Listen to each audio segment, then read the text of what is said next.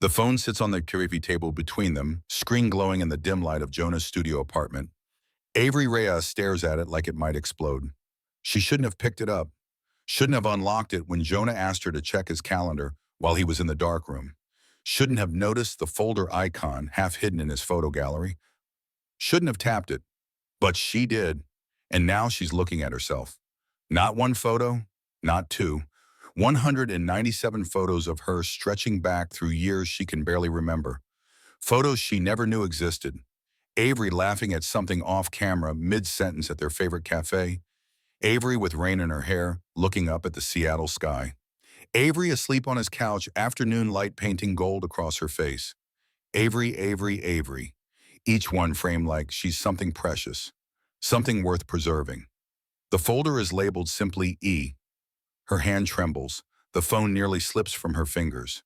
"Did you find it?" Jonah calls from the other room, his voice muffled by the door, casual and easy, like her entire world isn't tilting on its axis. Avery closes the folder, locks the phone, sets it down with the kind of care you'd use handling something fragile, something that might shatter. "Yeah," she manages. Her voice sounds strange even to her own ears. Thursday at 2. She stands before he can come back in, before he can see her face, because she doesn't know what's written there, and she's not ready for him to read it. Not yet, maybe not ever. "I should go," she says when he emerges, wiping his hands on a rag that smells like chemicals and something darkly floral. His hair is messy, shirt rumpled, and there's a smudge of something on his cheek. He looks exactly like he always does. Like her best friend. Like home. Like someone who's been photographing her in secret for years. "Already," he checks his watch, frowning. "I thought we were doing dinner." In rain check. She's already grabbing her jacket, moving toward the door with the kind of urgency that probably looks suspicious, but she can't help. "I just remembered I have to." "Avery." She stops, doesn't turn around. "You okay?" "No, yes." She doesn't know. "I'm fine." She lies and the words taste bitter. Just tired. She can feel him watching her, that photographer's that sees too much, notices the things people try to hide. But he doesn't push. He never does. That's part of why she loves him. The thought hits her like a physical thing. She's out the door before it can settle. Outside, Seattle is doing what it does best, drizzling rain that isn't quite rain, just mist that gets you wet anyway. Avery walks without direction, feet carrying her down Capitol Hill, while her mind spirals backward, trying to rewrite the last 8 years with this new information coloring everything. How long? How long has he been taking those photos? How long has he been looking at her like that when she wasn't looking back? And why, if he's been seeing her all this time, did he agree so readily when she suggested they set each other up on blind dates? 3 months earlier, the world made more sense. The cafe near Pike Place Market smelled like Buffy and possibility. It was Saturday morning, which meant Avery and Jonah, which meant lattes and whatever pastry looked good that day, and conversation that flowed easy as breathing. 8 years of Saturdays never missed, not through balls or relationships or the time Jonah broke his leg and she brought the coffee to his apartment instead. Not when she was drowning in finals or he was shooting a wedding on the other side of the state. Saturday morning was theirs. Avery traced the rim of her cup, watching the foam dissolve into milky patterns. Across from her, Jonah was editing photos on his laptop, tongue caught between his teeth in concentration. The morning light through the window turned his profile into something carved classical. She'd drawn him once in charcoal late at night when she couldn't sleep. The sketch was hidden in the back of her closet where no one would find it, where even she could pretend it didn't exist. "I think I'm tired of being alone," she heard herself say. His fingers stilled on the keyboard. He looked up, hazel eyes, finding hers with that focused attention he usually reserved for his viewfinder. Yeah, she laughed, but it felt hollow. "I mean, it's been 2 years since Ethan. Maybe it's time." Something flickered across his face, too quick to read. "If you want to date again, you should date again." Easier said than done. She picked at her croissant, pulling it into smaller and smaller pieces she didn't eat. The apps are exhausting. Blind dates are awkward. And I'm terrible at recognizing when someone's actually interested versus just being polite. "You're not terrible at it." "I am, though." She met his eyes, willing him to understand. "Remember David from the gallery opening? I thought we had a great conversation." Turns out he was married and just being friendly. That's on him for not mentioning it, not on you for missing it. Or Marcus. We went out 3 times before I realized he was more interested in you than me. That got a laugh out of him, surprised and genuine. Okay, that one was pretty oblivious. See, she gestured with her coffee cup, almost sloshing it. I'm hopeless. Jonah leaned back in his chair, studying her the way he studied a scene before photographing it, taking in the light, the shadows, the story hiding in the spaces between. So what are you saying? The idea had come to her the night before, lying awake at 3 in the morning, the way she'd been doing more and more lately. It was stupid. Probably a terrible idea, but she was desperate and he was her best friend, and if she couldn't trust him with this, then what was the point of anything? What if we helped each other? The words came out in a rush, tripping over themselves. Like a project. You set me up with someone you think would be good for me. I set you up with someone I think would be good for you. We know each other better than anyone. We'd be better at picking than some algorithm. Silence. The cafe continued around them, espresso machines hissing, conversations blurring into white noise, rain starting to tap against the windows. But at their table, the world had gone very still. You want me to set you up on blind dates? Jonah said slowly. And I'll set you up too. It's only fair. She forced brightness into her voice, enthusiasm she almost believed. Come on, when was your last relationship? I date. You go on dates. There's a difference. She leaned forward, warming to the topic now, the way she did when a design started coming together in her mind. You never let anyone close. You're too busy taking pictures of other people's love stories to write your own. His jaw tightened. That's not fair. Isn't it? She gentled her voice. Jonah, when was the last time you let someone in? He looked away out the window where the rain was picking up, turning the city into watercolor. This is a bad idea. It's a great idea. What if I pick wrong? What if you end up with some asshole who, then I'll know pretty quick and we'll try again. She reached across the table, touched his hand. His fingers were warm, calloused from his camera, familiar in ways that made her chest ache. I trust you. You know me better than anyone. That was the problem, wasn't it? He knew her better than anyone, which meant he knew she was lying. Knew that this wasn't really about finding love. It was about convincing herself she could want someone who wasn't him. But he didn't call her on it. Instead, he turned his hand over, threaded his fingers through hers for just a moment before pulling away. Okay. Okay. Yeah. He closed his laptop, gave her his full attention. Let's do it. Operation Setup. She laughed, relief flooding through her. We're not calling it that. I'm absolutely calling it that. You're impossible. And you love me anyway. He said it so easily, like those words didn't carry weight, like they were just friends and that's all they'd ever be. Maybe he was right. Maybe that was enough. She finished her coffee and tried to believe it. Nana Rose's room smelled like lavender and old paper. Avery visited every Sunday, regular as church, though her grandmother no longer recognized the day. Sometimes Rose thought it was 1962. Sometimes she thought Avery was her sister. Sometimes she was perfectly lucid and they'd talk about architecture and the buildings that made cities sing. Today was somewhere in between. You look troubled, sweetheart. Rose sat in her chair by the window, fingers working at the edge of her cardigan. The Alzheimer's was still early, still kind, but Avery could see it advancing like a slow tide. Boy trouble. Avery settled into the chair across from her, the one that bore the imprint of all her previous visits. Something like that. Tell me. So she did. Not the whole truth, not the photos she'd found, or the way her heart had been beating strange rhythms for 3 years now, but the rest, the setup idea, the dates Jonah was planning for her. Rose listened the way she always did, head tilted like a bird's eyes that were milky with age but still sharp with understanding. When Avery finished, her grandmother was quiet for a long moment. I knew a boy once, Rose finally said. Robert was his name. We met at a dance in 1958. I was wearing blue. He told me I looked like starlight. Avery had heard this story before, or versions of it anyway. The details changed. Sometimes the dress was green, sometimes they met at a fair, sometimes Robert was a soldier, and sometimes a teacher.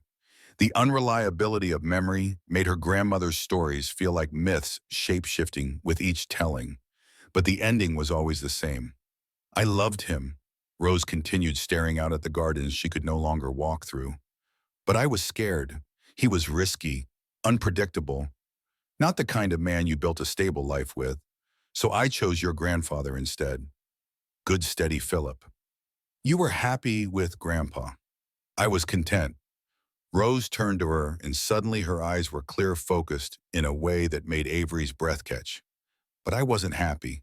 Not the way I could have been. Not the way Robert would have made me happy.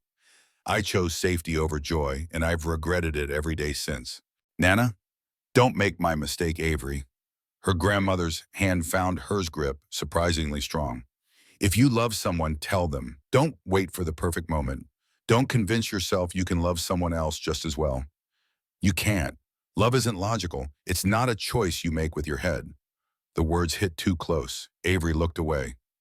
I'm not in love with anyone.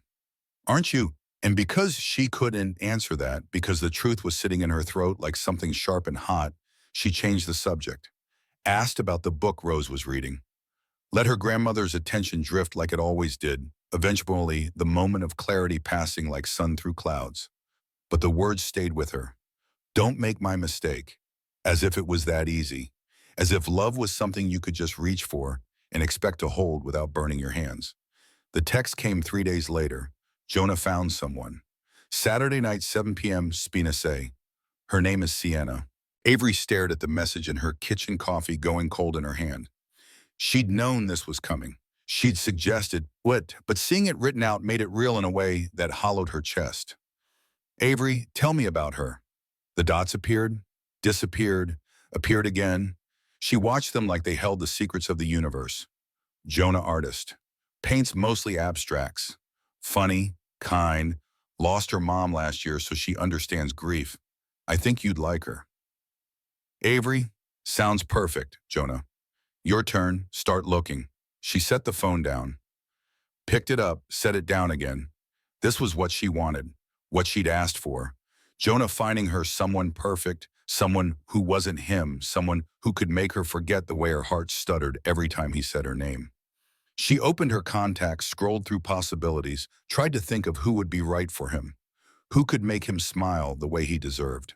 Who could see him the way she did, brilliant and careful and worth everything? No one came to mind, but she'd have to try. Saturday arrived with unusual sunshine, Seattle offering up one of its rare perfect days, as if in apology for all the rain. Avery stood in front of her closet for 20 minutes, trying on and discarding outfits, like her clothes held the power to transform her into someone else. Someone who could go on a blind date and feel something other than hollow. She settled on a green dress, simple and elegant, and told herself the color had nothing to do with Jonah, once saying it made her eyes look like summer. Spinace was intimate, all warm light and rustic Italian charm. Avery arrived 5 minutes early, let the hostess guide her to a table near the back. Ordered wine she didn't want, checked her phone 3 times in as many minutes. Sienna Park arrived right at 7. She was beautiful in an effortless way, dark hair falling in waves past her shoulders, paint-stained fingers, despite clearly trying to scrub them clean, a smile that reached her eyes. She wore vintage jeans and a blouse that probably cost more than Avery's rent. Avery? She had a voice like honey, warm and smooth. I'm so glad Jonah set this up. He's told me so much about you. They settled into conversation the way strangers do on blind dates, careful at first, then easier as the wine flowed and the food arrived. Sienna was easy to talk to. She made Avery laugh with stories about her art shows, listened with genuine interest when Avery talked about her latest architectural project. She was perfect. Avery wanted to leave. Jonah showed me your building designs, Sienna said over dessert. The community center downtown, it's stunning. The way you used light and space, it's like architecture and art having a conversation. Thank you, Avery picked at her tiramisu. How do you know, Jonah? Oh, he did the photography for my last exhibition. Sienna's smile went soft, fond. He's incredibly talented and patient. I'm not easy to photograph. I hate being still, but he made it feel natural. He has a gift for that. The words tasted like ash. Making people comfortable. He really does. Sienna leaned forward, conspiratorial. Can I ask you something and be honest? Avery's stomach tightened. Sure. How long have you been in love with him? The wine glass almost slipped from her fingers. What? Jonah. Sienna's expression was gentle understanding. How long? I'm not, we're just friends. Avery. Sienna reached across the table, touched her hand. I have a brother. His name is Ethan. I think you know him. The world tilted. Ethan Park, her ex-boyfriend from 2 years ago. The relationship that ended suddenly painfully with him, saying words she'd tried to forget. You're in love with someone else. You might not know it yet, but I do. When Jonah called me for this date, Sienna continued softly, I was surprised. He didn't mention his friend was my brother's ex, but then he showed me your picture, and I knew exactly who you were. Ethan talked about you for months after you broke up. Avery couldn't breathe. What did he say? That you were the best person he'd ever known. That breaking up with you was the hardest thing he'd ever done. Sienna's thumb traced circles on the back of Avery's hand, but also that it was the right thing, because you loved someone else even if you wouldn't admit it, even to yourself. That's not... He said you'd mention your best friend constantly, Jonah this, Jonah that, the way your face would light up when your phone buzzed, and it was him, how you'd leave dates early if he called needing something. Sienna pulled her hand back, picked up her wine. He said being with you was like loving someone who was already taken. The words landed like blows. Avery remembered those fights now, the ones she'd dismissed as Ethan being jealous or insecure. The times he'd asked if there was something between her and Jonah. The way she'd laughed it off, insisted they were just friends, gotten angry that he couldn't understand. God, she'd been so blind. I should go. Avery stood abruptly, nearly knocking over her chair. I'm sorry, this was a mistake. Avery, wait. But she was already moving, grabbing her jacket, leaving cash on the table that was probably too much, but she didn't care. Outside, the perfect day had turned cool, the sun sinking behind the buildings, casting long shadows that felt appropriate. Her phone buzzed. Jonah, how's it going? She stared at the message, her hands shaking. Avery, good, really good. I think you picked well. The lie came easily, too easily. She'd been lying for so long now, to him, to herself, that the truth felt like a foreign language. Jonah, that's great. I'm really happy for you, Jonah. She texted me earlier, said you're amazing. Jonah, I told her I already knew that. Avery closed her eyes against the sting of tears. 3 blocks away in his studio, Jonah stared at his phone at the photos he'd taken that day. Seattle in golden hour, the market at sunset, and in the corner of one frame, unintentional, but somehow inevitable, a woman with dark hair and a green dress walking alone. He zoomed in on her face. Even in profile, even from a distance, he knew that expression. He'd been photographing it for years. He opened the folder labeled E, scrolled through the images he'd never shown anyone, never would. Avery laughing, Avery thinking, Avery existing in the world like light made solid. 197 photographs of the person he'd loved since the first day they met 8 years ago, when she'd volunteered at the same nonprofit and smiled at him like he was someone worth knowing. Setting her up with Sienna had been torture. Hearing it went well was worse. But this was what she wanted, and what Avery wanted Jonah would give her, even if it killed him, even if it did. He locked his phone, sat in the dark, tried not to calculate how many Saturdays they had left before someone else claimed them. The thing about careful lies is that they require constant maintenance. Avery kept up the pretense through texts, and a second date she forced herself to go on. Sienna was gracious, kind, never mentioned their conversation about Ethan again. They talked about art and architecture, safe topics, surface things. It was pleasant. It was unbearable. Jonah asked about her dates during their Saturday coffee, and she told him what he wanted to hear. That Sienna was great, that maybe this could be something, that he'd done well. She didn't tell him about the panic attacks, the nights she couldn't sleep, the way she'd started avoiding looking at him too long because she was afraid of what her face might say. Instead, she focused on her end of the bargain. I found someone for you, she said fourth Saturday into their experiment, voice determinedly bright. Her name is Maya Chen. Architect. Like me, we went to grad school together. She's brilliant, gorgeous, and she loves photography. Something crossed his face. Avery. She's perfect for you, Jonah. She pulled up Maya's Instagram, showed him pictures of a woman with short hair and an infectious smile. She's funny, she's kind, and she just moved back to Seattle after working in New York. I already mentioned you. She's interested. He took her phone, studied the photos with that critical eye he used professionally. She looks great. So you'll go? Yeah. He handed the phone back. If you think I should. I do. Another lie. She wanted to take it back, wanted to tell him not to go, not to fall for someone else, to wait for her to figure out what she was doing. But that was selfish. He deserved happiness, even if it wasn't with her, especially if it wasn't with her. They set the date for the following Friday, some new wine bar in Ballard that Avery had been wanting to try, but now never would, because it would be his place, his memory, his story with someone else. She went home and threw up. Friday night, Avery volunteered to work late at the office. Anything to avoid thinking about Jonah on a date with Maya. Anything to avoid checking her phone every 5 minutes like she could read his thoughts through text messages. Her phone rang at 9. It was Sienna. I'm sorry to bother you, she said, and she sounded strange, hesitant. But I think you should know something. Avery's heart stopped. What? I saw Jonah tonight, at a coffee shop near my studio. He was sitting alone and he looked. She paused. He looked destroyed. I asked if he was okay. He said he'd just come from a date, that it went fine, but Avery, he didn't look fine. What did he say? He asked me how our dates went. I told him the truth that you're wonderful, but there's no spark. Not the way there should be. Another pause. And he said, good. She deserves someone who looks at her like she's magic. Sienna. He was talking about himself. Her voice was gentle but firm. Avery, he looks at you like you're magic.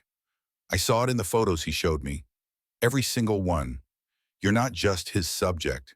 You're his whole gallery. The words echoed what Avery had seen weeks ago. The folder, the pictures, the evidence of something she'd been too afraid to name. I have to go, she managed. Wait. But she was already hanging up, already moving, grabbing her keys and coat. She didn't have a plan, didn't know what she'd say.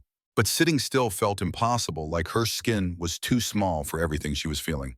Her phone buzzed. Jonah date went fine. Maya's great. You picked well, Jonah. How's your night? Her fingers hovered over the keyboard. All the lies were right there, easy to type, safe to send. Instead, she wrote, can I come over? The response was immediate. Jonah always. Seattle was dark and wet. The brief sunshine long gone, replaced by the usual drizzle. Avery drove through streets that blurred together, her wipers keeping rhythm with her racing heart. She'd been running for 3 years, from her feelings, from the truth, from the risk of losing the best thing in her life. But Nana Rose's words echoed, don't make my mistake. And Sienna's, he looks at you like you're magic. And beneath it all, the truth she'd been hiding from, she loved him, had loved him, would love him. The only question was whether she was brave enough to tell him. Jonah's apartment building came into view, lit windows like promises. She parked, sat for a moment, tried to steady her breathing. This was it. The moment everything changed or everything stayed the same.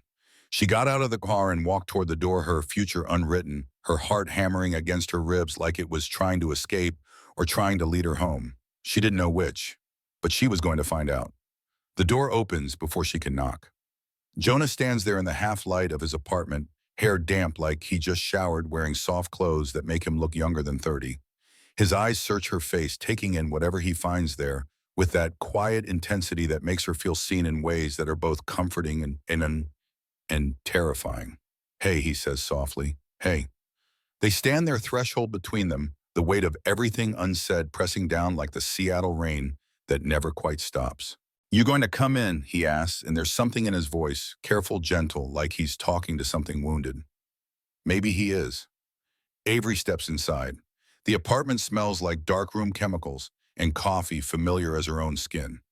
She's been here 1,000 times, slept on that couch during late movie nights, raided that kitchen when they cooked together, sat at that window and watched the city lights blur through rain. But tonight it feels different, like crossing into territory she can't uncross. How was the date? She forces the question out, needs to know, dreads the answer. Jonah closes the door, leans against it. Fine. Just fine. Maya's great, smart, funny, passionate about her work. He shrugs, and the gesture is so deliberately casual it hurts to watch. We talked about architecture and photography, had wine. It was nice. Nice. The word is a knife, small and sharp. Are you going to see her again? He looks at her for a long moment. In the dim light, his eyes are more gray than hazel stormy. Do you want me to? Yes. No, I don't know. I want you to be happy, she says, and it's true, even if it's not the whole truth. That's not what I asked. The air between them feels electric, charged with something that's been building for years. Avery can feel it crackling against her skin, raising the fine hairs on her arms. She could reach out, could close the distance, could tell him everything. Instead, she says, "It's late. I should go." Avery. Her name in his mouth is a question, an invitation, a prayer. Why did you come here? Because I saw the photos. Because Sienna told me you looked destroyed. Because I can't keep pretending anymore. Because I love you and I'm terrified and I don't know how to do this. I just wanted to see you, she says finally, which is both a lie and the deepest truth. Something flickers in his expression, hope or pain or both. You see me every Saturday. I know. You were just here 3 days ago. I know. So why tonight? He pushes off from the door, takes a step closer, then another, until there's barely any space between them, until she can feel the heat of him, smell the soap on his skin. Why now? Her heart is a hummingbird, frantic and fast. She could kiss him. It would be so easy. Just rise up on her toes, close the final inches, find out if his mouth tastes like all the dreams she's had. But what if she's wrong? What if the photos mean nothing? What if she ruins the best friendship she's ever had for something that exists only in her head? I don't know, she whispers. I should go. She moves past him toward the door, and his hand catches her wrist. Gentle. Always gentle. She could pull away, and he'd let her. That's the kind of person he is. Stay, he says, just that one word, rough and low. Jonah. Just stay. We'll watch something terrible, eat leftover pizza, fall asleep on the couch like always. His thumb traces circles on her pulse point, and she wonders if he can feel how fast her heart is beating. Don't go, not yet. So she stays. They end up on the couch with a movie neither of them watches, speaking in the comfortable silence they've built over 8 years. His arm eventually drapes across the back of the couch, not quite touching her, but close enough that she can feel the possibility of it. She leans into him without thinking, muscle memory habit.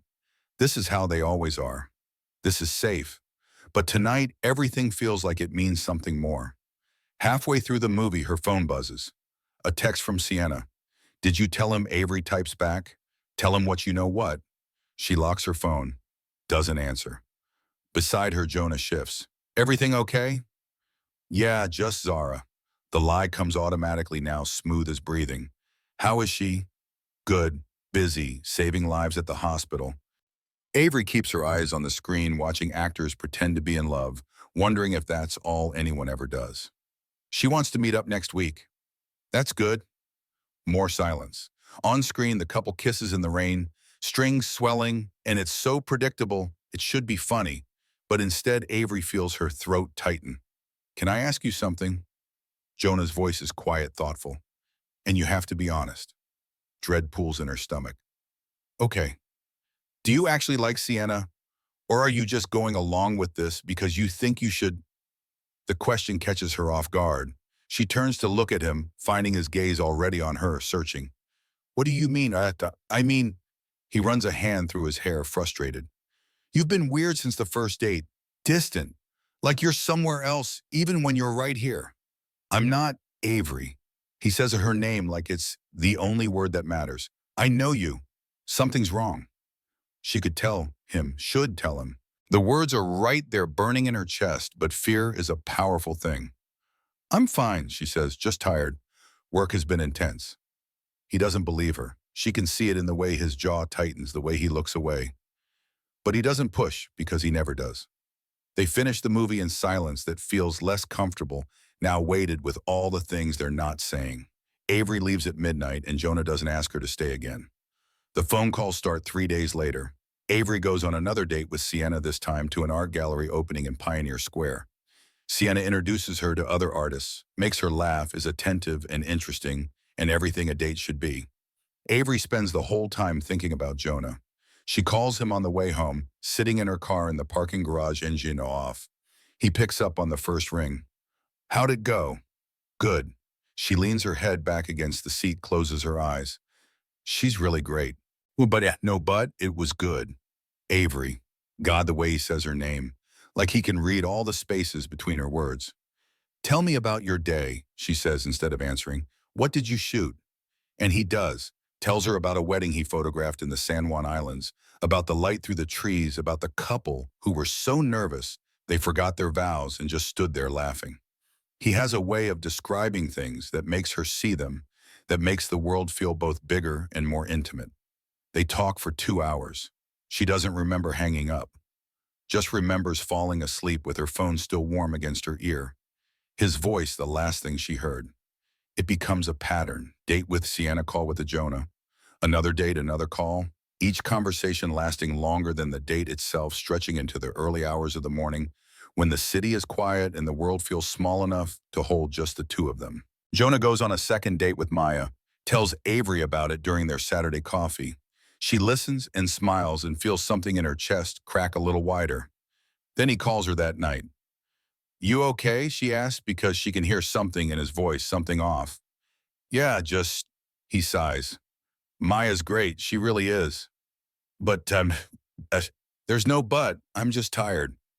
She knows he's lying, knows because she's been telling the same lie for weeks. They talk until 3 in the morning. About nothing, about everything, about all the years behind them and none of the years ahead.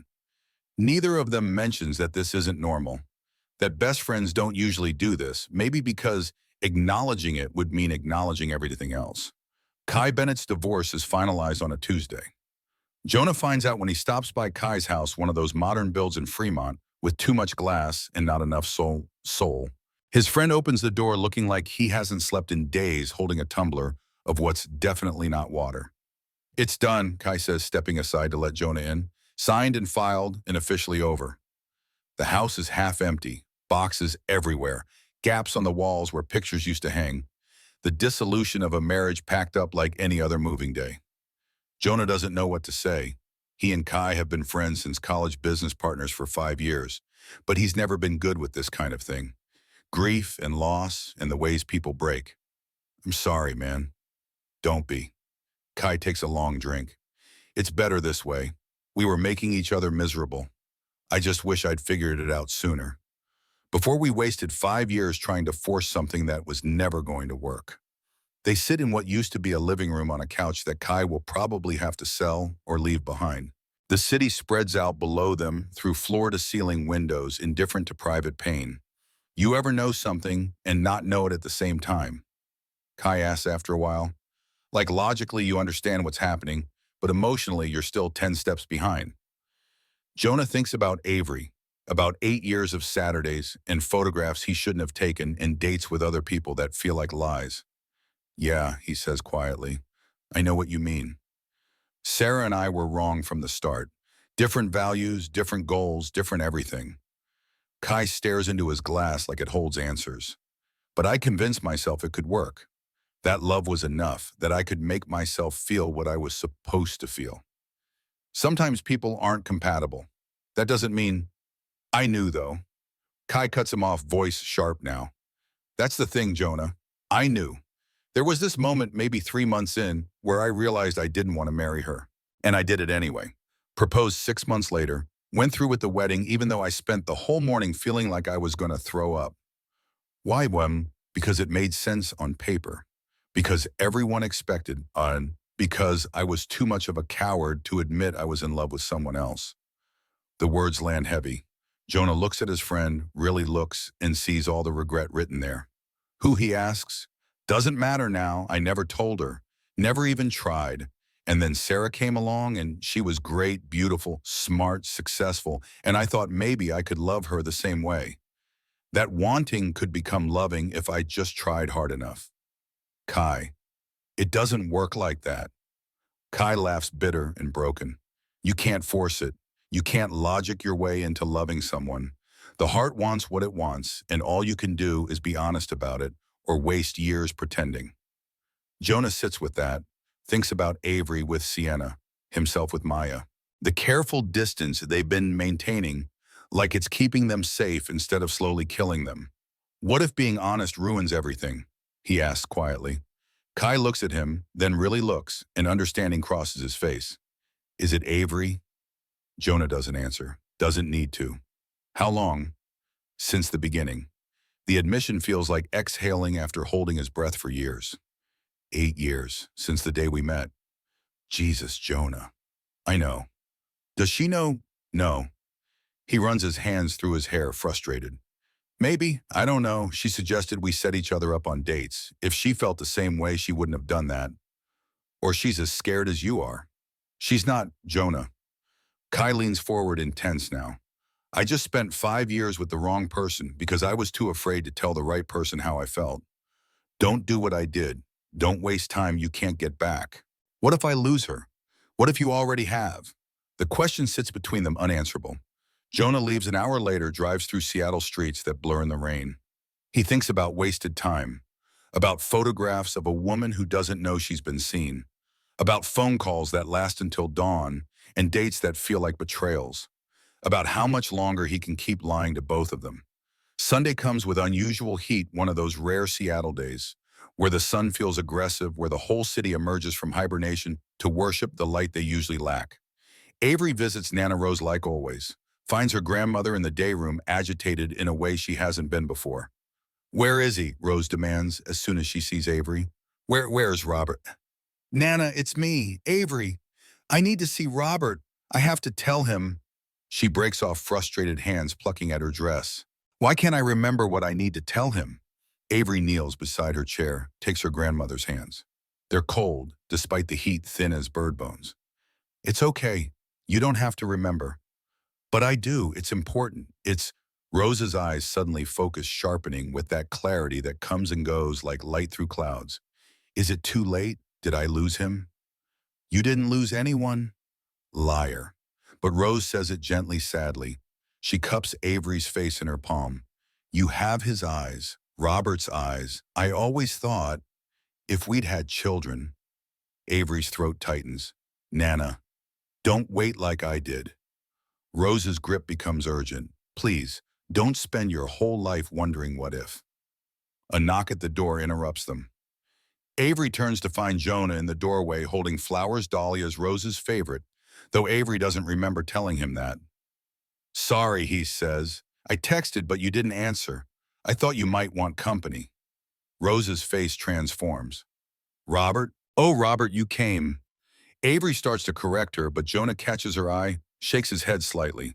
He crosses the room, kneels beside Rose's other side. Hi, Rose, he says gently. How are you today? Lost. Rose's eyes fill with tears. I wanted to tell you something important, but I can't remember. Why can't I remember? It's okay. Jonah takes her hand and Avery watches her grandmother calm under his touch. You don't have to remember everything. But this matters. You matter. Rose looks between them, confused now. Are you two married? Did we get married? Nana, that's Jonah. My friend Jonah. Friend. Rose tests the word like it's foreign. No, that's not right. You don't look at friends like that. Avery's cheeks flush. Like what? Like they're the sun and you've been living in winter. Rose turns to Jonah. And you look at her like she's made of light. The room goes very quiet. Jonah's hand is still wrapped around Rose's, but his eyes find Avery's across the small space between them. Something passes in that look. Recognition, fear, truth. You should tell her, Rose says to Jonah, before it's too late, before you end up like me, full of regrets and empty memories. Rose, Jonah's voice is rough. Promise me. Rose grips his hand harder. Promise you won't make my mistake. I promise, he says, and Avery can't tell if he means it or if he's just humoring a confused old woman. They stay for another hour. Rose drifts, talks about the past like it's present, calls Jonah Robert, more than she calls him by his real name. When she finally falls asleep in her chair, exhausted by her own mind, they slip out quietly.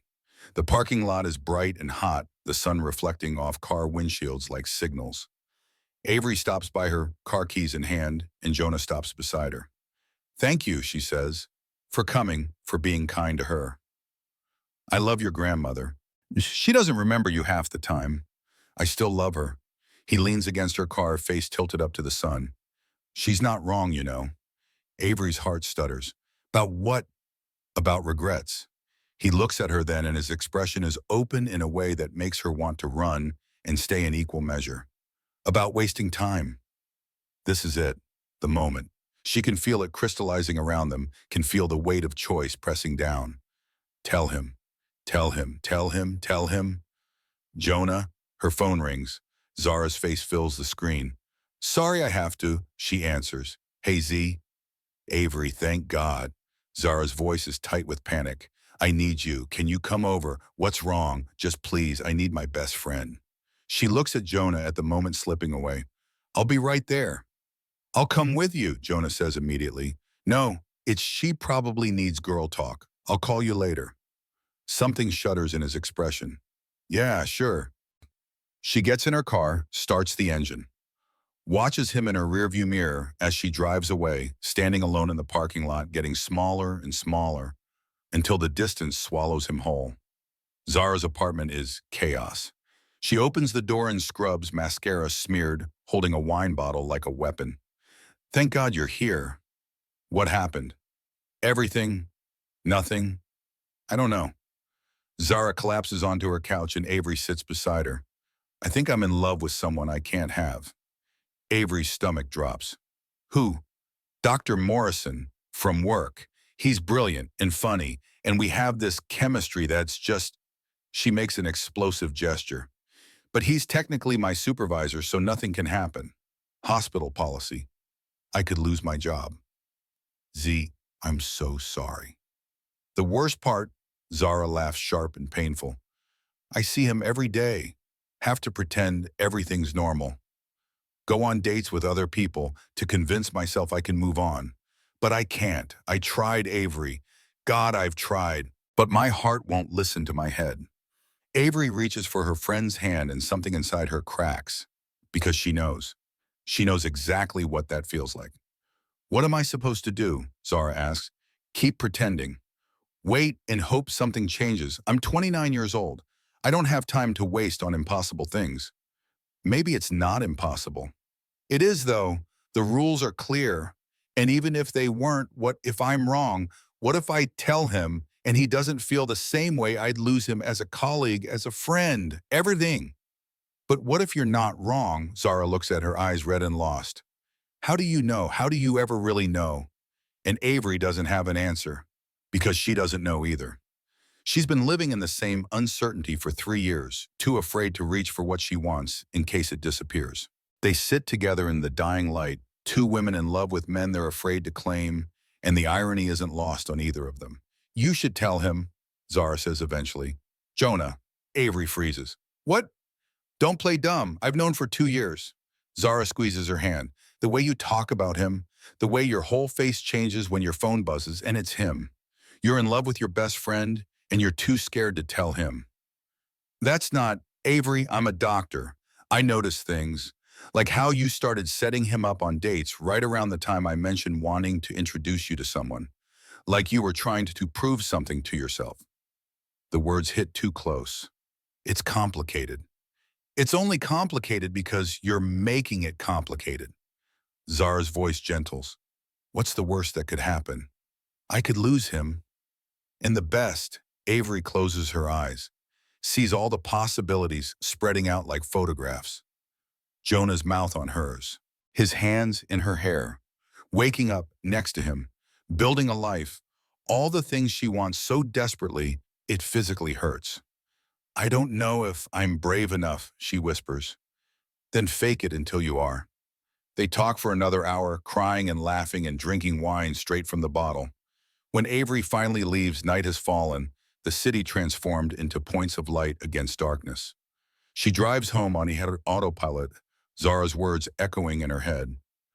Tell him, tell him, tell him.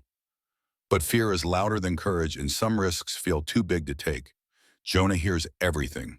He didn't mean to, didn't plan to stop by Zara's apartment. But Avery had left her notebook in his car, the one she uses for sketches and ideas, and he knew she'd want it. He was raising his hand to knock when he heard voices through the door, heard Avery's voice break as she said, "Every time he tells me about his dates with Maya, it feels like someone's tearing me apart. But I can't say anything because I'm terrified of losing him." He should have left, should have given them privacy. Instead, he stood frozen, hands still raised, listening as his best friend admitted to loving him the same way he loved her. 3 years. She'd been feeling this for 3 years. All this time they'd been circling each other, both too afraid to speak, both convinced the other didn't feel the same way. He set the notebook by her door, walked back to his car, drove home in a fog. In his apartment, surrounded by photographs and the ghost of her presence, Jonah made a decision. He was done lying, done pretending, done wasting time on what-ifs and maybes. Tomorrow. Tomorrow he would tell her. But tomorrow came and his courage failed. Because knowing Avery loved him was one thing, but risking 8 years of friendship, of Saturday mornings and late-night calls, and the one constant in his life, that was something else entirely. What if he told her and the weight of it changed everything? What if the friendship couldn't survive the confession? What if wanting more meant losing what they already had? The questions ate at him, paralyzed him. Days passed, then a week. Their next Saturday coffee felt different, weighted. They talked about safe things, work, whether the new restaurant downtown. Didn't mention dates or feelings or the truth sitting between them like a third presence. Avery seemed subdued, distant, like part of her was somewhere else. "You okay?" he asked. "Fine." She stirred her coffee, not meeting his eyes. "Just tired." Liar, he thought, but he didn't call her on it, because he was lying too. They parted ways earlier than usual, each making excuses. The first time in 8 years they hadn't stretched their Saturday until it bled into Sunday. Avery didn't call that night. Neither did Jonah. The silence stretched into days, a week, 2. For the first time since they met, the texts dwindled. The calls stopped. Saturday came and went without coffee. Avery told herself it was for the best. That distance would help. That maybe they needed space to figure out what they were doing. But every day felt wrong, like she'd amputated part of herself. She threw herself into work, stayed at the office late, avoided Pike Place Market and Capitol Hill, and anywhere she might run into him. Sienna texted asking if she wanted to hang out. Avery said yes, desperate for distraction. They went to dinner, saw a movie, pretended this was dating. But it wasn't. It couldn't be. Because Avery's heart was somewhere else. With someone else. Had been for 3 years, would be forever probably. And she was tired of pretending otherwise. She broke it off the next day, gently, honestly. "You're in love with him," Sienna said. "Not a question." "I'm sorry." "Don't be." Sienna hugged her. "Go tell him, before you run out of time." Across the city, Jonah was having a similar conversation with Maya. "It's not you," he said, hating himself for the cliche. "You're amazing. Any guy would be lucky. But you're in love with someone else." Maya smiled sadly. "I could tell from the first date. You kept checking your phone, waiting for her to text." "I'm sorry." "Does she know I don't know?" "You should tell her." Maya stood gathering her things. Life's too short to love someone in silence. Jonah watched her leave, and the apartment felt emptier than it had in years. He picked up his phone, stared at Avery's name, typed, "We need to talk," deleted it, typed, "I miss you," deleted that too. Finally settled on, "Can we have Saturday coffee like always?" The response came 20 minutes later. "Avery, I don't think that's a good idea right now." His heart dropped into his stomach. Jonah, "Why not Avery?" "I just need some space to figure things out." Jonah, "Figure what out?" The typing indicator appeared, disappeared, appeared again. Finally, Avery. Everything. He stared at that word for a long time, tried to read all the things it might mean. Jonah, "Okay. Take all the time you need." But what he wanted to say was, "Don't go. Don't pull away. Don't leave me in this silence that feels like drowning." What he wanted to say was, "I love you." But fear kept his fingers still, and the moment passed, and the silence deepened into something that felt permanent. One night alone in her apartment, Avery sat at her window watching rain streak the glass.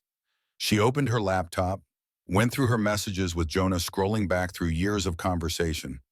Thousands of texts, Late night chats about everything and nothing. Photos sent back and forth. Inside jokes that no one else would understand. A whole history written in digital ink. She realized sitting there with rain as soundtrack that they'd been in love the entire time. Not just her for 3 years. Not just him taking photographs. But both of them from the very beginning, circling and circling, too afraid to land.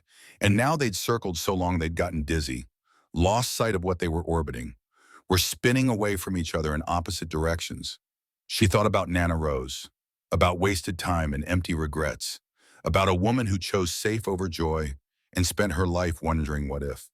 She thought about Zara in love with someone impossible, willing to risk everything just to say the words out loud.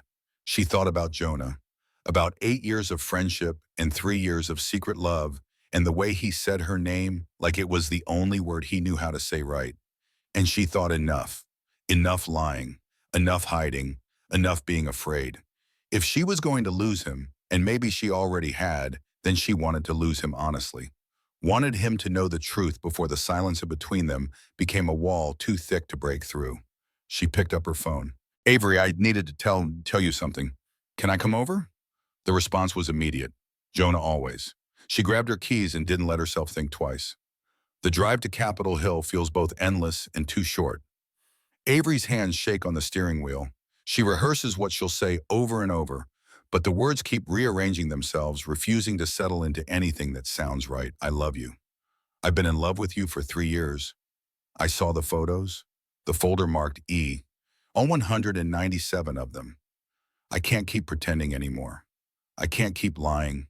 None of it sounds real. None of it captures the enormousness of what she's feeling, this thing that's too big for words, too unwieldy for language. She parks outside his building, sits for a moment in the dark rain drumming on the roof like a heartbeat. This is it. No more running, no more hiding. She gets out of the car, takes the stairs instead of the elevator because she needs the time, needs to steady her breathing, needs to prepare for whatever comes next. At his door, she pauses, hand raised to knock, heart hammering so hard she can hear it in her ears. The door opens before she can touch it. Jonah stands there and he looks wrecked, hair disheveled like he's been running his hands through it, eyes red-rimmed. He's wearing the same clothes from earlier, rumpled and lived in. I couldn't wait, he says roughly. I was about to come to you. Jonah, no, let me. He takes a breath. I need to say this before I lose my nerve. She steps inside, the door closes behind her. They stand in his small entryway, too close and not close enough, the weight of 8 years pressing down. I'm in love with you, he says, and the words are raw, unpolished. I have been since the day we met. 8 years, Avery. 8 years of loving you and being terrified to tell you, because what if you didn't feel the same way? What if telling you meant losing you? Her breath catches. Jonah, I took those photos because I couldn't help it. You're the most beautiful thing I've ever seen through a lens. You're the most beautiful thing I've ever seen, period. He's talking faster now, words tumbling over each other. And when you suggested we set each other up, I thought maybe if I helped you find someone, maybe that would be enough. Maybe watching you be happy would be enough. But it wasn't. It was killing me. His voice breaks. Every date you went on felt like losing you a little more. Every time you told me about Sienna, I wanted to. He stops, swallows hard. I'm sorry. I'm so sorry. You probably don't feel the same way. And I've just ruined everything, but I couldn't keep lying. Not anymore. Avery stares at him. At this man she's known for 8 years. At his face she could draw from memory. At the vulnerability written in every line of him. You're an idiot, she says. He flinches. I know. I'm sorry, I've been in love with you for 3 years. The words come out, fierce shaking. 3 years of watching you with other people. 3 years of pretending I was fine when I was dying inside. 3 years of being too scared to tell you because I thought, her voice catches. I thought you only saw me as a friend. Silence. The kind that feels like the world holding its breath. 3 years, Jonah's voice is barely above a whisper. 3 years. God, Avery. He steps closer. We're both idiots. Monumental idiots. Catastrophic idiots. And then they're laughing, half hysterical, the tension breaking like a fever. Avery feels tears on her cheeks, doesn't know when she started crying. Jonah reaches up, thumbs brushing the wetness away. His touch is gentle, reverent, like she's something that might break. "Can I kiss you?" he asks, and his voice is shaking. "I've wanted to kiss you for 8 years, and I need to know." She doesn't let him finish. She closes the distance between them, rises up on her toes, and kisses him like she's been drowning and he's air. His arms come around her, immediately pulling her close, and it feels like coming home. Like every Saturday morning and late night phone call and moment of almost but not quite has been leading to this. He tastes like coffee and hope. His hands are in her hair, on her face, touching her like he's making sure she's real. She presses closer, deeper, 8 years of want pouring into this single moment. When they finally break apart, both breathing hard, he rests his forehead against hers. "I can't believe we wasted so much time," he murmurs. "We didn't waste it." She cups his face, memorizing this moment. We were building to this. All of it, every Saturday, every conversation, every almost it brought us here. Still, 3 years, Avery. If I'd just been brave enough to tell you. We're telling each other now. She kisses him again, softer this time. That's what matters.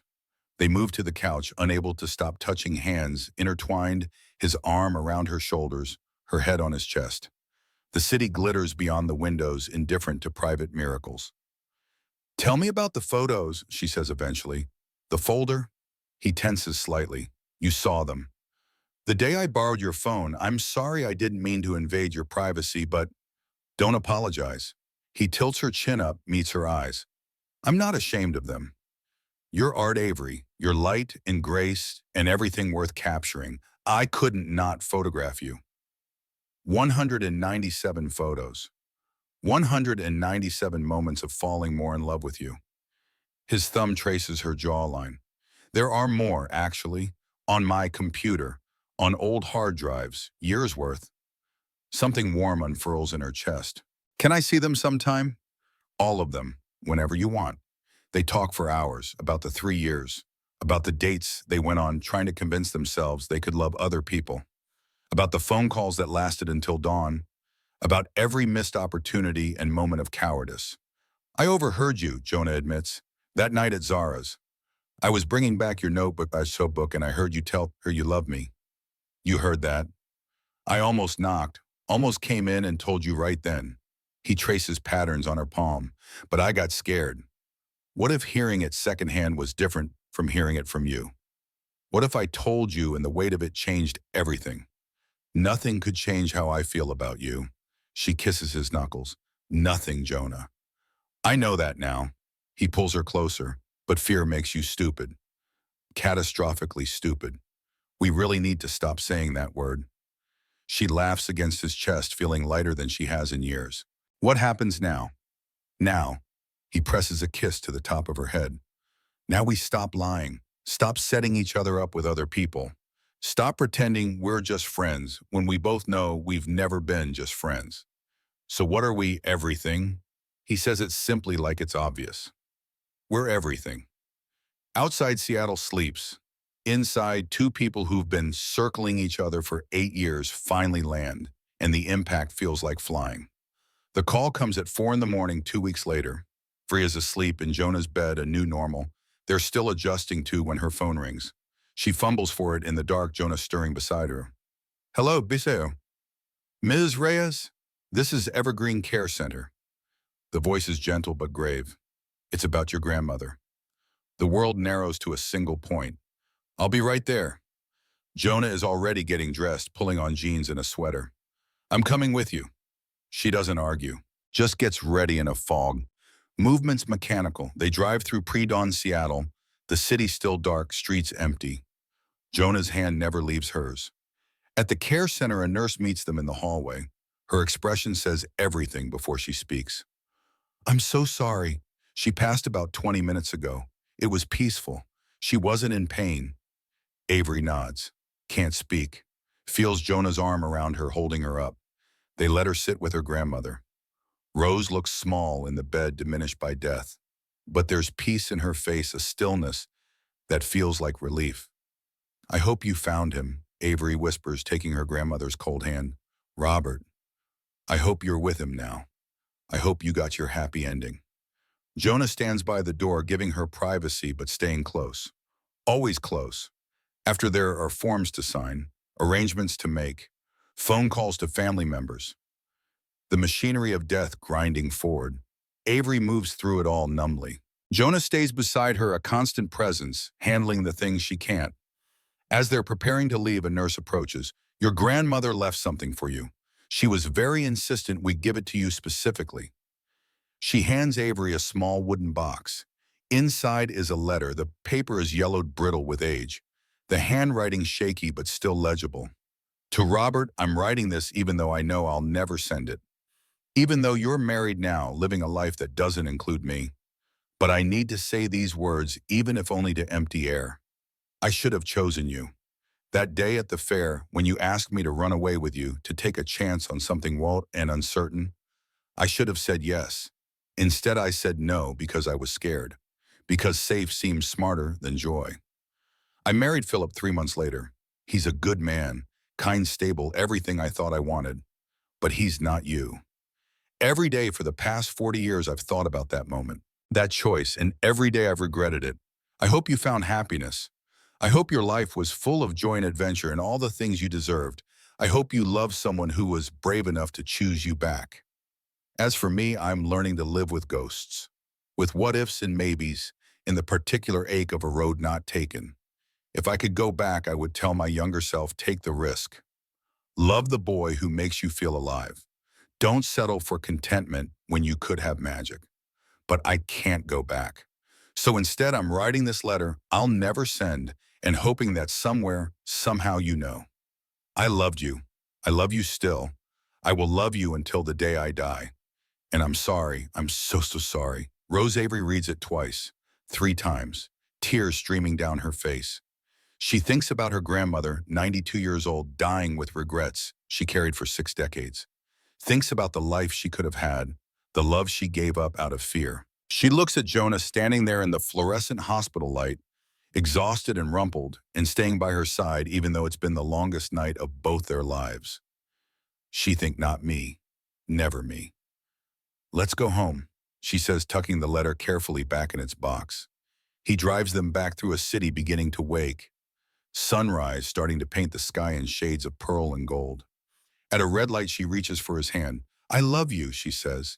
Needs to say, needs him to hear. I love you too. He brings her hand to his lips. Always have, always will. Good. She squeezes his fingers. Because I'm not wasting any more time. No more fear, no more hesitation.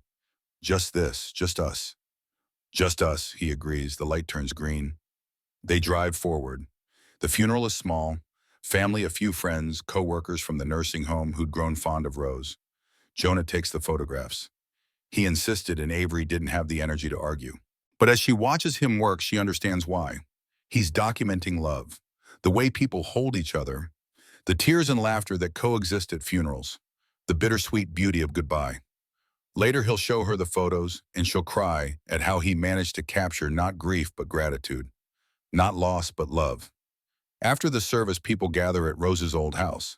Avery wanders through rooms full of memories, seeing her childhood in every corner. She finds herself in Rose's bedroom, standing at the dresser where her grandmother kept her jewelry and old letters. In the back of a drawer, she finds more. Letters from Robert. Dozens of them, spanning years. They're dated from 1958 to 1962 when they abruptly stop. She reads them, standing there, piecing together a love story her grandmother never told. They met at a county fair, danced until dawn. He wrote her letters full of poetry and dreams, asked her to move to California with him to start over to build something new. She said no. The last letter, dated December 1962. Rose, I won't write again after this. You've made your choice, and I have to respect it. But I need you to know I never stopped loving you. Even now, even knowing we'll never be together, some part of me will always be yours. I hope he makes you happy. I hope your life is everything you dreamed. And if someday you regret this, if someday you wish you'd chosen differently, don't. Don't waste your life on regret. You made the choice you thought was right. That has to be enough. Be happy, Rose. For both of us. Robert Avery reads it through tears, feeling the weight of her grandmother's whole life in these words. Jonah finds her there. reads over her shoulder, pulls her into his arms. She loved him her whole life, Avery says into his chest. And she never told him, never even tried to find him after her husband died. Just carried it alone for 60 years. I know. I don't want that to be us. She pulls back, looks up at him. Promise me, whatever happens, whatever life throws at us, we don't do that. We don't carry things alone. We don't let fear keep us silent. I promise. He cups her face in his hands. We tell each other everything. The good, the bad, the terrifying. All of it. All of it, she agrees. They stand there surrounded by the remnants of a life lived with regrets and make a different choice. A week after the funeral, Avery is packing up Rose's house when she finds the photograph. It's old black and white tucked in the back of an album. A young Rose, maybe 19, standing next to a man with a bright smile. They're at a fair, the Ferris wheel blurred in the background. She's looking at the camera, but he's looking at her. On the back, in faded ink, Rose and Robert, summer 1958. She stares at it for a long time, at the love written in his eyes, at the future they never had. Then she tucks it in her pocket and goes home. Home is Jonah's apartment now, or maybe it's her apartment, or maybe it's both. They haven't sorted out the logistics yet. But wherever he is feels like home, so the details don't matter. She finds him in the dark room working on prints. He's developing the funeral photos, handling them with the care he brings to everything. Hey, she wraps her arms around him from behind. Can I show you something? He rinses his hands, turns to face her. Always. She shows him the photo of Rose and Robert. Look at how he's looking at her, she says softly, like she's the only thing in the world. Jonah studies it. Then he pulls out his phone, opens his photo gallery, the folder marked E. He scrolls to the first photo, the oldest one, shows it to her. It's from 8 years ago, a non-profit event. Avery is in the background laughing at something off camera, completely unaware she's being photographed. I took this the day we met, he says quietly, before we even spoke. I saw you across the room and I knew. He stops, starts again. I knew I wanted to capture that light, that energy, that joy. She looks at the photo, then at him. You loved me from the first day. I loved you from the first moment. He pulls her close. The first second, the first breath, and I'll love you until my last. Her throat tightens. Show me the rest. So he does. Takes her to his computer, opens files she's never seen. Hundreds of photos, thousands maybe, spanning 8 years. Avery in every season, every mood, every moment. Avery laughing, thinking, sleeping, creating. Avery existing in the world, seen and documented and loved. This is how I see you, he says, scrolling through them. This is how you look to me, like art, like light, like everything worth keeping. She's crying again. Can't seem to stop these days. I don't know what to say. You don't have to say anything. He kisses her temple. Just let me keep taking them. Let me keep seeing you. Forever. Forever. They sit together in the glow of the computer screen, looking at proof of a love that existed long before either of them was brave enough to name it. 2 days later, Jonah tells her he has to go to Montana. It's a commission, he explains. A couple getting married in Glacier National Park. I booked it 6 months ago before he gestures between them. I tried to cancel, but they're friends of Kai's, and how long will you be gone? 4 days, perhaps maybe. 4 days feels like an eternity. They've barely spent a night apart since they finally admitted the truth. The thought of sleeping without him makes her chest ache. I'll come with you, she says. Vuri, you have work. I'll take time off. She stands firm. I want to come. He looks at her for a long moment, then smiles. Okay? Okay. Yeah, he pulls her into his arms. I want you there. I want you everywhere. So they go to Montana together. They fly out on a Thursday, landing in a landscape so different from Seattle, it feels like another planet. Mountains rising sharp against impossible blue sky. Air so clean it almost hurts to breathe. The wedding is beautiful. Jonah works capturing the couple against a backdrop of glaciers and wildflowers. Avery watches him work, seeing the care he brings to it, the way he makes everyone comfortable. Between shots, he finds her, kisses her, makes sure she's okay. I'm good, she says. Better than good. I'm watching you do what you love. It's kind of incredible. After the wedding, they have a day before their flight home. They drive into the park hiking through meadows full of late summer wildflowers. At a quiet spot overlooking a valley, Jonah stops. I need to show you something, he says. From his backpack, he pulls out an envelope. Inside are 2 plane tickets. Paris, departing in 3 weeks. I booked these 6 months ago, he says quietly, before we got together. Before you even suggested the whole setup thing, I was going to ask you to come with me as friends, as best friends. And then in Paris, I was going to... He stops, takes a breath. I was going to tell you how I felt. Avery stares at the tickets, at the dates, at proof that he'd been planning to confess even before she'd seen the photos. You were going to take me to Paris, she says slowly, and tell me you loved me. Yeah. Why Paris? Because you've always wanted to go, because it's beautiful and romantic, and I thought, I don't know. I thought if I was going to risk everything, I should do it somewhere that felt big enough for the moment. He laughs shaky. And then you suggested the setup thing, and I thought I'd misread everything, so I never mentioned the tickets. She looks at him. At this man who bought plane tickets to Paris 6 months ago, just to create the perfect moment to tell her he loved her, who's been brave in ways she's still discovering. So let's go, she says. What? Let's go to Paris. Not as friends, as this. She gestures between them. As us. His face transforms. Really, really. She kisses him.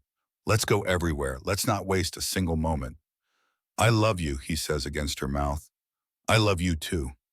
She pulls back, looks at the mountains, the sky, the impossible beauty of it all. Thank you for waiting for me, for not giving up. I would have waited forever. He says it simply like it's fact, Ibam. However long it took, I would have waited. They stand there 2,000 miles from home, holding tickets to a future they're going to build together. The valley spreads out below them, vast and wild and full of possibility. They go to Paris 3 weeks later, walk along the Seine at sunset, eat pastries in tiny cafes, get lost in winding streets, and don't care because they're lost together. On their last night on a bridge overlooking the river, Jonah takes her photo. Another one for the collection, she teases. The most important one. He shows her the screen. The first one of us together. Actually together. She looks at it, sees herself smiling, genuinely happy with the Paris lights behind her, sees the love in her own face. Take one of both of us, she says. So they stand together, his arm around her, the city of light spread out behind them. She holds the camera lines up the shot. Ready, she asks. Ready. The shutter clicks. Later that photo will go in a frame above their desk. Proof of the moment they stopped circling and started building. But for now, they just stand there, kissing on a bridge in Paris. 2 people who almost missed each other, who almost let fear win, who finally chose joy over safety. 6 months later, Seattle, Saturday morning, Pike Place Market. Avery and Jonah sit at their usual table in the cafe, coffee steaming between them. This is their 8th year of Saturday mornings, their first as a couple. Everything is different. Everything is exactly the same. So, Jonah says, stirring his latte, I have news. Good news. Great news. That gallery in Portland wants to do a solo show. She reaches across the table, grabs his hand. Jonah, that's amazing. There's a catch. What catch? They want the show to be about you. He squeezes her fingers. 8 years of photographs. The complete collection. Everything from the first day to now. Her breath catches. You want to show the world all those pictures. Only if you're okay with that. He studies her face, serious now. I know they're intimate. I know they're private. But Avery, they're my best work. You're my best work. And I want people to see what I see when I look at you. She thinks about it. About 197 photos more now, so many more. About being seen so completely, so totally. About love made visible. Yes, she says. Show them. His smile could power the entire city. They finish their coffee, walk through the market hand in hand. It's drizzling classic Seattle and Jonah has his camera around his neck, like always. He stops suddenly. What? She asks. The light. He raises his camera. Can I? She laughs. You never ask anymore. I know, but this one's special. She poses, not really posing, just being. Standing in the rain in the market they've been coming to for 8 years, smiling at the man behind the camera who sees her more clearly than anyone. The shutter clicks. Got it, he says, checking the screen. Then he pauses, shows it to his girl. It's beautiful. She looks happy in a way that comes from deep inside, looks loved. That's the one, he says softly, for the show, the final photo, the end of the collection, the end of the seeing you from a distance collection. He tucks a wet strand of hair behind her ear. I'm starting a new one now. The loving you up close collection. That one's going to take the rest of my life. She kisses him there in the market, rain falling around them, people passing by. I love you, she says. Thank you for seeing me. Thank you for letting me.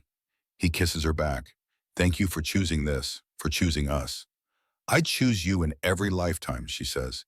In every universe. In every possible world. Good. He pulls her close. Because you're stuck with me now. Forever Saturdays, forever coffee, forever us. Forever us, she agrees. They walk home through Seattle rain, and it feels like the beginning of everything. 1 year later, Avery stands in the middle of an empty room, sunlight streaming through tall windows. The space smells like fresh paint and possibility. What do you think, she asks. Jonah comes to stand beside her, slipping an arm around her waist. I think it's perfect. It's going to be our studio. She gestures, already seeing it. Your photography here by the natural light. My drafting table there by the window. One space where our work comes together. Like us, he says. Like us. The house is theirs, bought together, designed by Avery, filled with Jonah's photographs and her sketches. It's in Fremont with a view of the water and room to grow. There's a garden out back where Avery is planning to plant roses. For her grandmother, for the love that came too late for one generation, but right on time for theirs. In the living room above the fireplace hangs the photo from Paris. Next to it, the very first photo Jonah ever took of her 8 years ago. And in the studio they're standing in, now the walls are bare, waiting to be filled with new work, new projects, new dreams. Do you ever think about how close we came to missing this? Avery asks. If one of us hadn't been brave enough to finally say it, we were always going to say it. Jonah turns her to face him. Maybe not when we did, maybe not how we did, but eventually, Avery, we were always going to end up here. You sound very certain. I am certain. We're inevitable. He kisses her forehead. We were inevitable from the first moment. We just took the long way around. She leans into him, feeling the solidity of his body, the steadiness of his presence. 9 years of knowing him. 1 year of loving him openly. A lifetime stretching ahead. I'm glad we took the long way, she says. I'm glad we had all those Saturdays as friends, all those years of building something so strong it could hold this. Me too. He rests his chin on top of her head. Though I wouldn't mind if the next 9 years involved significantly more kissing. She laughs, pulling back to look at him. Significantly more, exponentially more. I think that can be arranged. They kiss in their empty studio in the house they designed together, in the life they're building, one Saturday at a time. Outside, Seattle does what it does best, cycles between sun and rain, beauty and gray, constant in its inconstancy. But inside, Avery and Jonah have built something steady, something that started 8 years ago with a shared volunteer shift and grew through coffee, in conversation, in courage, finally found. Something that looks like Saturdays in photography and architectural plans. Something that looks like love. They pull apart and Jonah picks up his camera. One more, he asks. She nods. He raises the camera. She doesn't pose, just stands there in the sunlight, in their studio, in their house, in their life. The shutter clicks. Later, that photo will join all the others, will become part of the ongoing collection titled simply E. A love in progress. But for now, they just stand together in the empty room, imagining all the ways they'll fill it, all the art they'll create, all the dreams they'll build, all the Saturdays still to come. Forever is a long time, but they're ready for it.